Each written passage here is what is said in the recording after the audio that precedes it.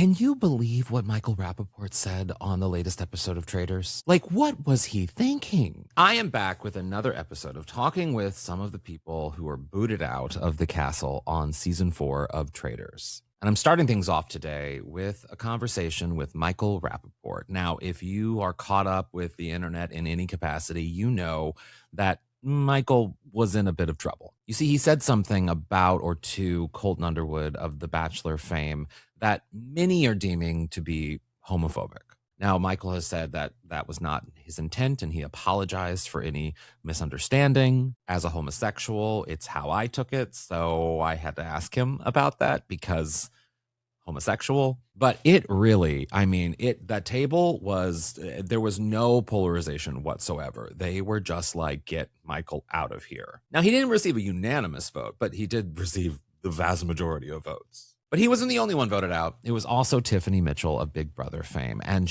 when she was accused of being a traitor, she came in hot, very similar to Portia. And it just was such good television to see. And her and I chatted a little bit about her intent for coming in as hot as she did, her thoughts on Michael in the castle, because you have to ask everyone about Michael in the castle. And he just annoyed everyone, apparently. And also a really touching moment where she was vulnerable and said that, this isn't just a game for her. Like, she actually needs the money from Traitors. And that really stood out to me. So we chatted a little bit about that as well. But I'm going to start things off with the one that everyone is talking about, Michael Rapaport. And then after my chat with Michael, I will end with my chat with Tiffany. So sit back and grab a snack, because I will be right back with Michael Rapaport to talk about those comments. And maybe the way he eats and drinks, because that's also been a thing on the internet. He uses both hands to take a drink of water. How do you, I only do that with mugs to look cute, Be right back. Nice to meet you, Michael. How you doing? I'm doing well. How are you? Good. Yeah, you've had quite a ride, haven't you?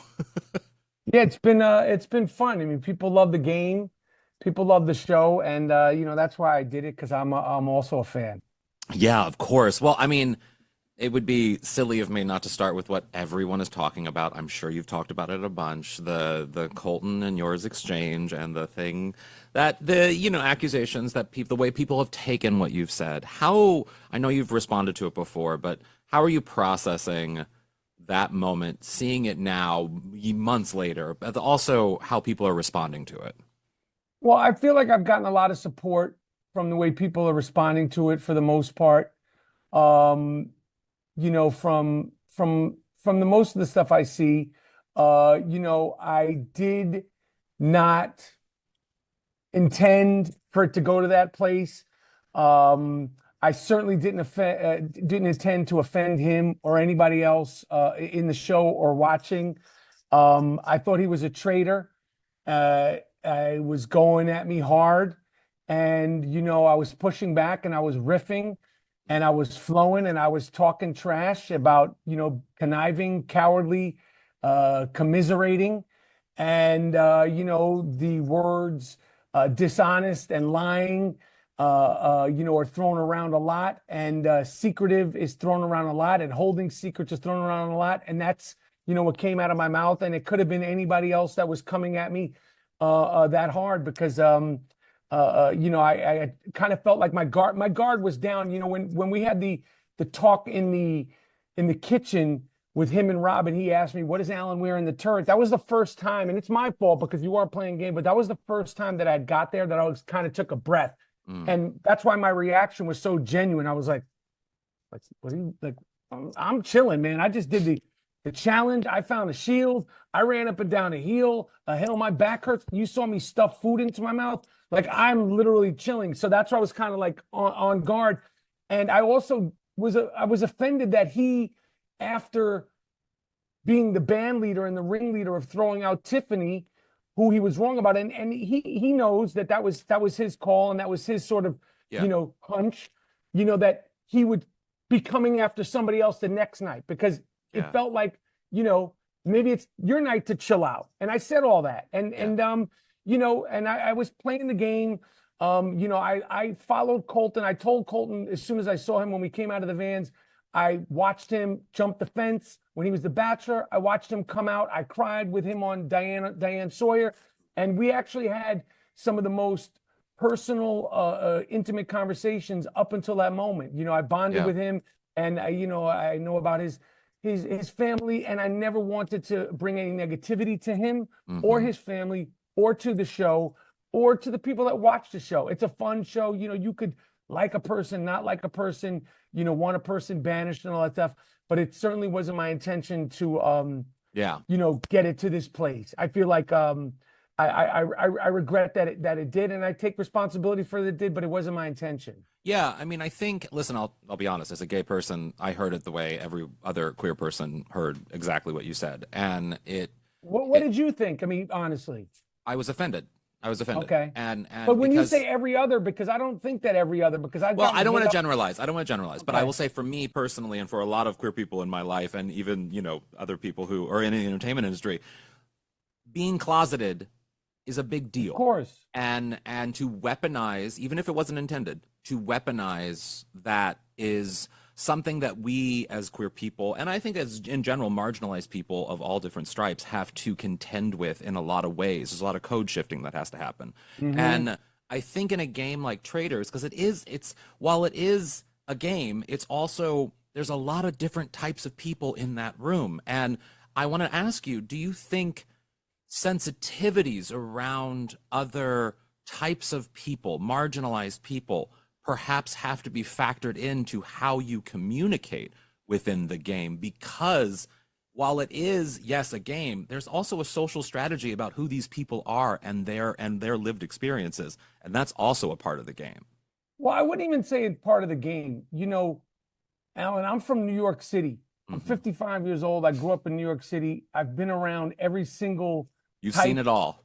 I've seen it all. I've been around it all, you know, my entire life.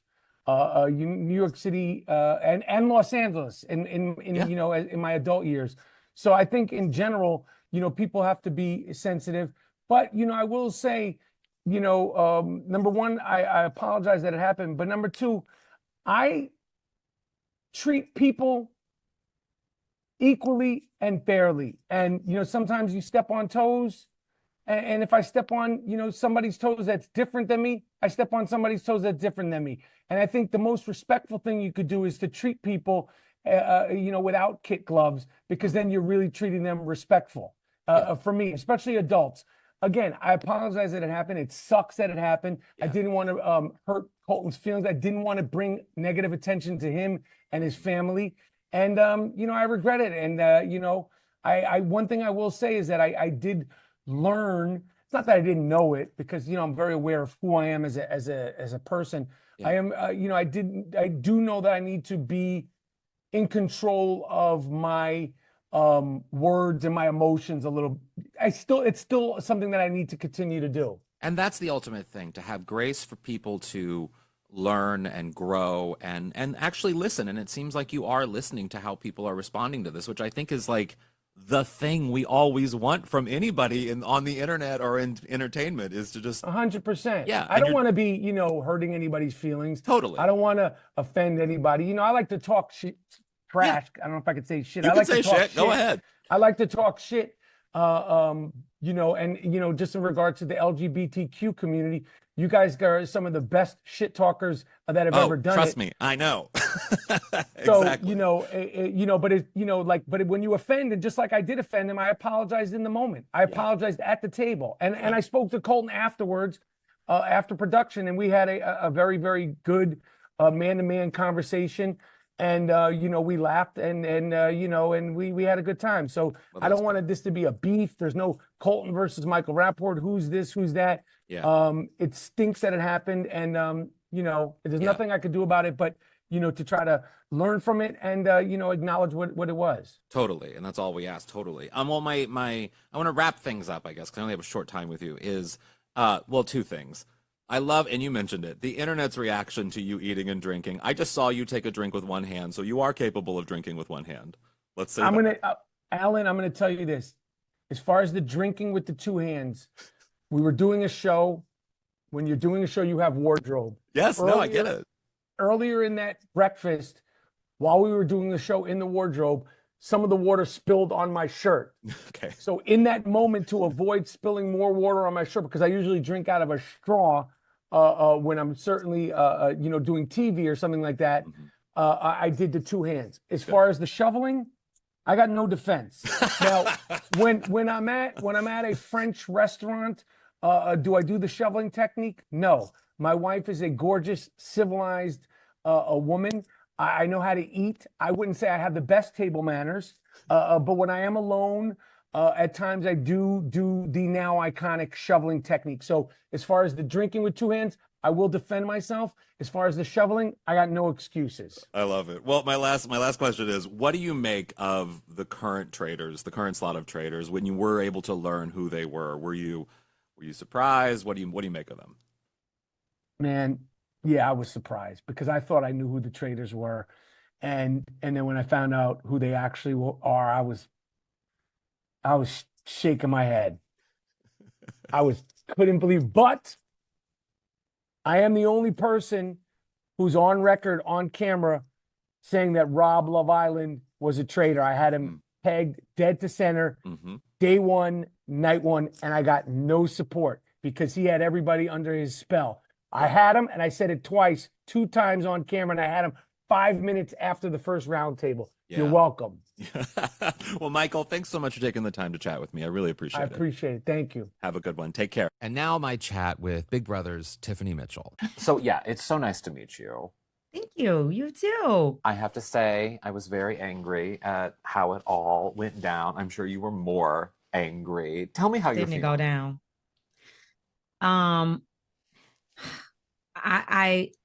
I think that it helps you psychologically to be able to stand up there and admit who you are, and leave them with that. But I just wish I could have turned right back around and went and sat down.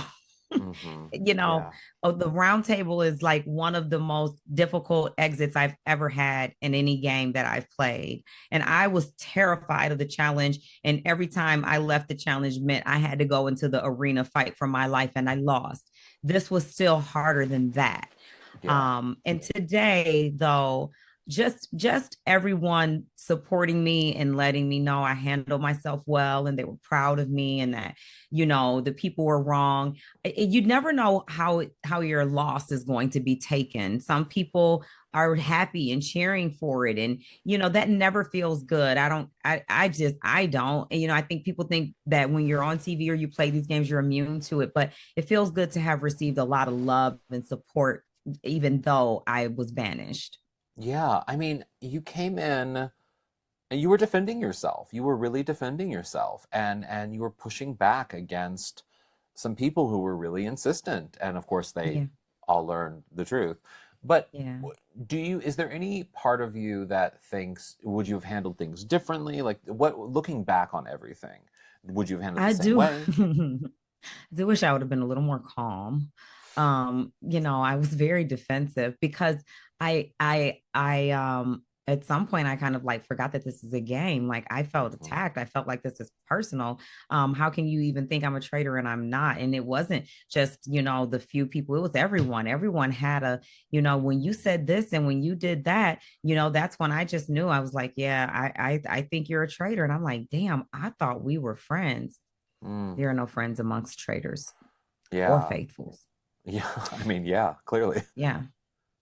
Do you think, in watching it, it does kind of feel like that a narrative takes hold once a good argument seems to go well at the table? It seems like everyone piles on because they don't want to be accused of being a traitor. You know what I mean? Like it feels like it did feel like that, particularly with you. Maybe I'm reading into that, but it felt that way with what happened at your table.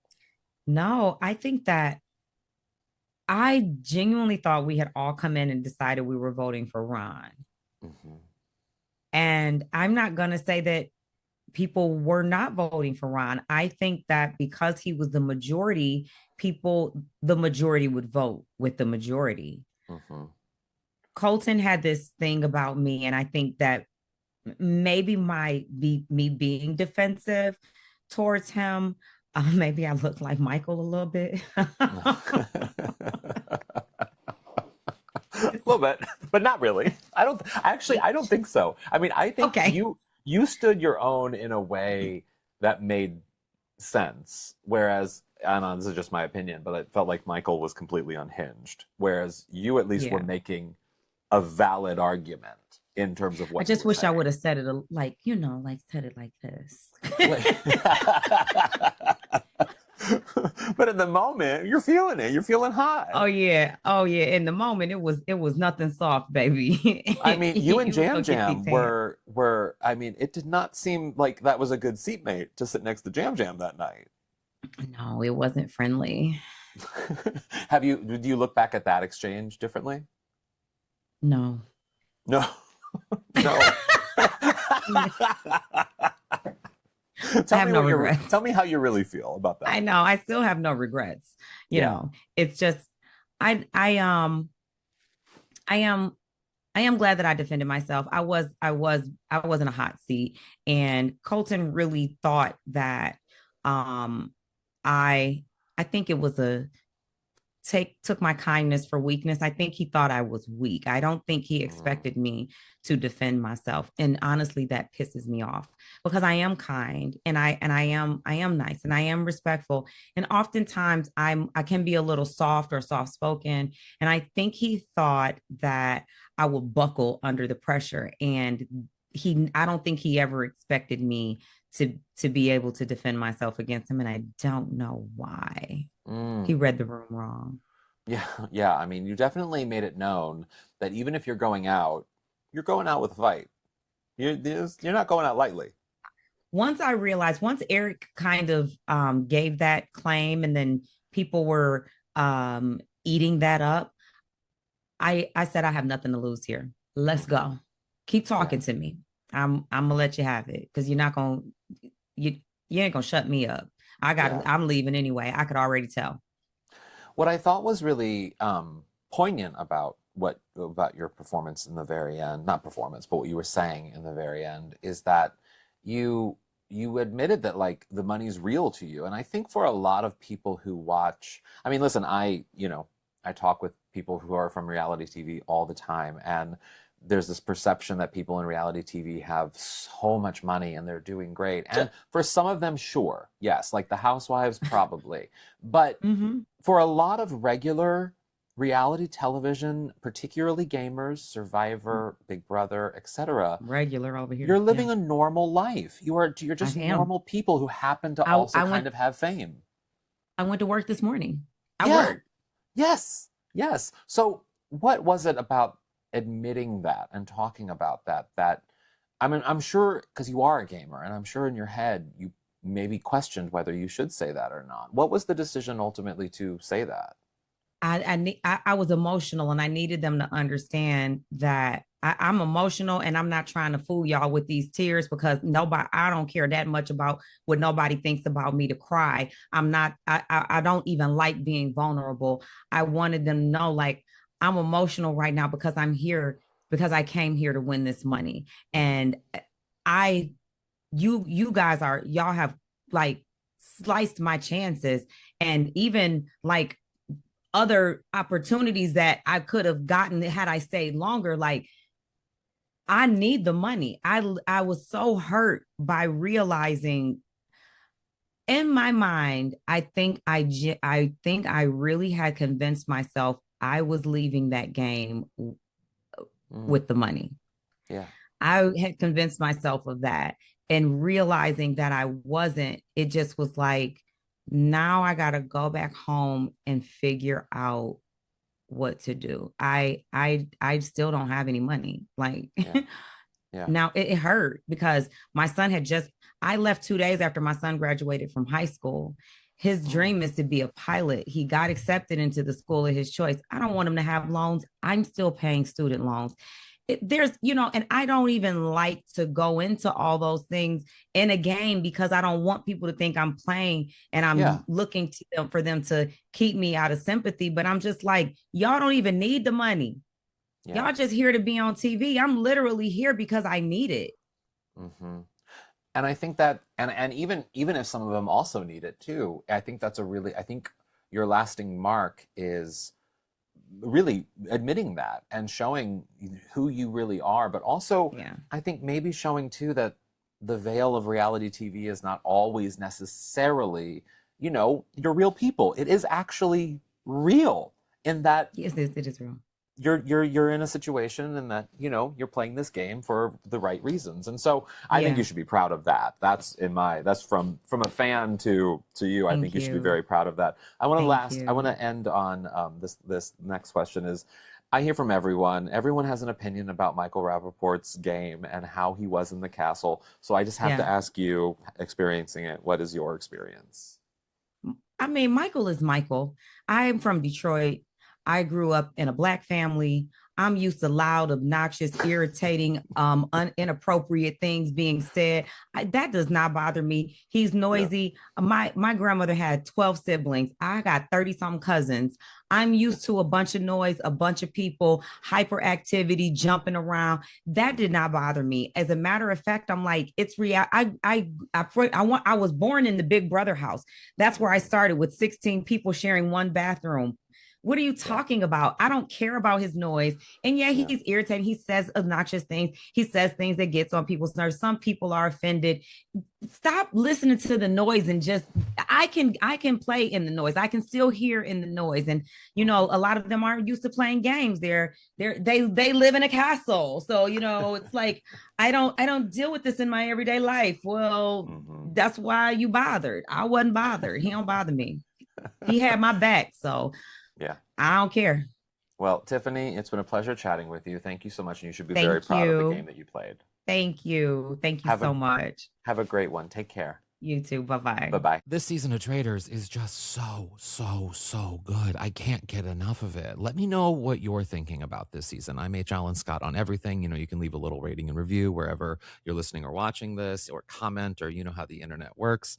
And in the meantime, watch something fun today, like the Traitors. Keep up with the Traitors, because I'm talking with all of them all season long, and it's a wild season.